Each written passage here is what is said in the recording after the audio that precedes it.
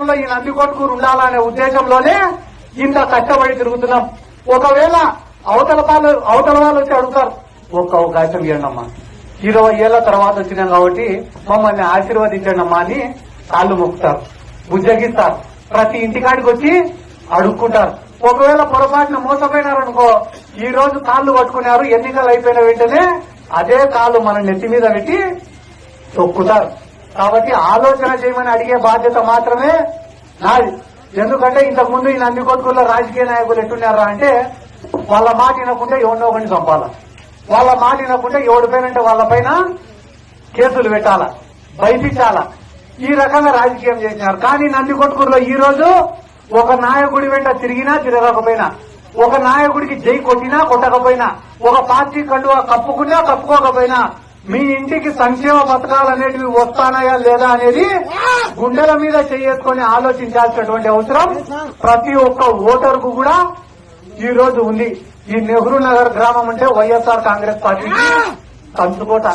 ఎందుకు నేను ఈ మాట చెప్తానంటే, ఆ రోజు బోటు ప్రమాదంలో ఇక్కడ చాలా మంది చనిపోతే కూడా వైఎస్ రాజశేఖర రెడ్డి గారే ప్రత్యేకంగా వచ్చి ఇక్కడ చనిపోయిన ప్రతి కుటుంబానికి కూడా ఆ రోజు వైఎస్ రాజశేఖర రెడ్డి గారు సాయం చేయడం జరిగింది. కాబట్టి ఈ విషయాలన్నీ మరొకసారి మనం కూడా ప్రతి ఒక్కరికి గుర్తు చేయాలా. ఈ గ్రామంలో ఉండే అపోజిషన్ పార్టీ నాయకులైనా కూడా ఎన్ని పార్టీలు మార్చినారు, ఎన్ని కండువాలు మార్చినారో ఒక్కసారి ఆలోచన చేసుకోమని చెప్పి మీరు కూడా ప్రజలను అడగండి. ఏదో మైకు పట్టుకొని ఒక రాజకీయ నాయకుడినో ఒక పార్టీనో మనం విమర్శించేది కాదు. స్థానికంగా ఉండే నాయకులు కూడా ఒక మనిషి అనేవాడు బతుకుతే ఒక పార్టీ, ఒక నాయకత్వం, ఒక సిద్ధాంతం, ఇదే లెక్క ప్రకారమే బతకాలా. ఏమన్నా మాట్లాడితే కానీ నేను ఫలానా వ్యక్తికి వీరాభిమానిని, ఫలానా వ్యక్తి నాయకత్వంలోనే నేను పనిచేస్తా, నా జీవితం అంకితం ఇస్తా అని చెప్పి ఇటువంటి ప్రగల్భాలు కూడా పలకడం నేను చూసిన కొంతమంది నాయకులు.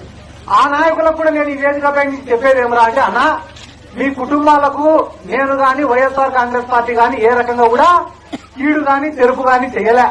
మీ కుటుంబానికి అన్యాయం చేసింది ఎవరు, మీ కుటుంబంలో ఉంటే మీ పెద్దలను పుట్టన పెట్టుకునేది ఎవరు, మీ కుటుంబాలు నష్టపోయింది ఎవరో మీరు అర్ధరాత్రి నిద్రపోయే ముందరా, పడుకునే ముందరా ఒక్కసారి గుండెల మీద చేసుకుని ఆలోచిస్తే ఎవరి వల్ల నష్టపోయినారో మీరే ఆలోచించుకుంటారని చెప్పి ఈ సందర్భంగా నేను తెలియజేసుకుంటూ, ఈ రోజు చేరిన వాళ్ళకందరికీ కూడా నేను ఒక్కసారి చెప్పేది ఏమరా అంటే, ఇంకొక 30 రోజులు మాత్రమే ఉంది.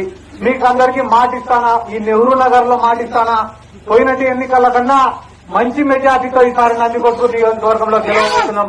ఎట్లా అంటే, ఏ సచివాలయ పరిధిలో కన్నా పోయి చూడండి, ప్రతి ఇంటికి కూడా 3 లక్షలు, 4 లక్షలు, 5 లక్షలు, 6 లక్షలు, 8 లక్షల రూపాయలు సాయం వైఎస్ఆర్ కాంగ్రెస్ పార్టీ తరఫున అందింది. తెలుగుదేశం పార్టీ తరఫున ఏమనిందిరా అంటే, ఎలక్షన్ల ముందర ఓటు కోసం పసుపు కుంకుమ అందింది.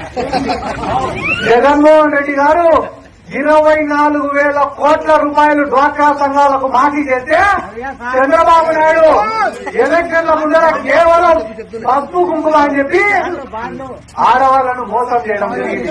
కాబట్టి ఇవన్నీ కూడా విద్యార్థుల విషయంలో గాని, మహిళల విషయంలో గాని, యువకుల విషయంలో గాని, రైతుల విషయంలో గాని జగన్మోహన్ రెడ్డి గారు మంచి చేసింటేనే ఆశీర్వదించమని చెప్పి ఒక్కసారి అడగండి అన్న. ఎందుకంటే 2 రోజుల్లో మేనిఫెస్టో రాబోతోంది.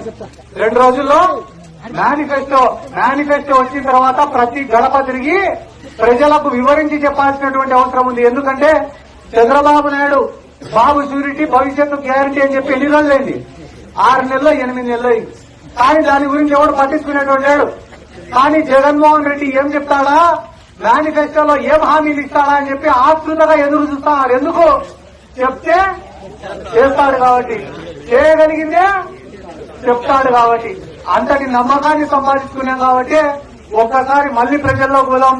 ఈ రోజు చేరికలు ఉన్నాయి కాబట్టి కేవలం ఇవి మాత్రమే చెప్పిపోతానా. రేపటి నుంచి ఈ తెలుగుదేశంలోనో ఇంకా ఎవడెవడు చేస్తారో చూద్దాం. వాళ్ళు ఏమేం మాటలు మాట్లాడతారో విన్న తర్వాత ఇదే నెహ్రూ నగర్ గ్రామంలోనే భారీ బహిరంగ సభ పెట్టి ఏవి వాస్తవాలో